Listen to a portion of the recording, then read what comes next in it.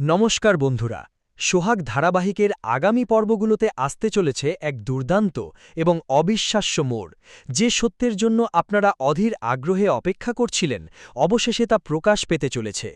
আসল culprit dinner এবার নিজের বোনা ফাঁদেই নিজে জড়িয়ে পড়তে চলেছে। হ্যাঁ বন্ধুরা, সোহাগের নিখুঁত এবং বুদ্ধিদীপ্ত চালের মুখে ডিনা এবার সম্পূর্ণ অসহায়। তার সমস্ত অহংকার, সমস্ত নোংরা চক্রান্ত এবার এক লহমায় ধুলোয় মিশে যাবে। আপনারা যারা আমাদের এই চ্যানেলে একদম নতুন, তারা কিন্তু পরবর্তী সব রকমের চাঞ্চল্যকর আপডেট সবার আগে পেতে চ্যানেলটি এখনই সাবস্ক্রাইব করতে একদম ভুলবেন না। পাশে থাকা বেল আইকনটি অবশ্যই প্রেস করে রাখুন। তো চলুন আর দেরি না করে বিস্তারিতভাবে জেনে নেওয়া যাক আগামী পর্বে ঠিক কি ঘটতে চলেছে মল্লিক পরিবারে। মল্লিক বাড়ির একটি অন্ধকার কোণে দাঁড়িয়ে তিয়াস অত্যন্ত চঞ্চল এবং ভীত অবস্থায় এদিক ওদিক। তার হাত কাঁপছে।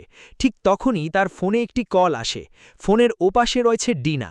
ডিনার মুখাবয়ব অত্যন্ত কুটিল ও নিষ্ঠুর দেখাচ্ছে। ফোনে অত্যন্ত তীক্ষ্ণ ও সাবধানী গলায় ডিনা তিয়াসকে বলছে, তিয়াস, তোমাকে আমি শেষবারের মতো সতর্ক করছি, একটু সাবধানে থেকো। আমার মনে হচ্ছে সোহাগ আমাদের ওপর কড়া নজর রাখছে। বিশেষ করে ওর সন্দেহের তীরটা কিন্তু তোমার দিকেই সবচেয়ে বেশি।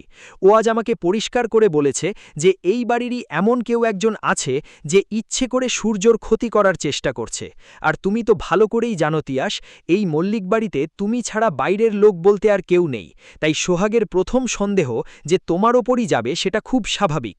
নিজের মুখটা বন্ধ রেখো আর একটু সাবধান।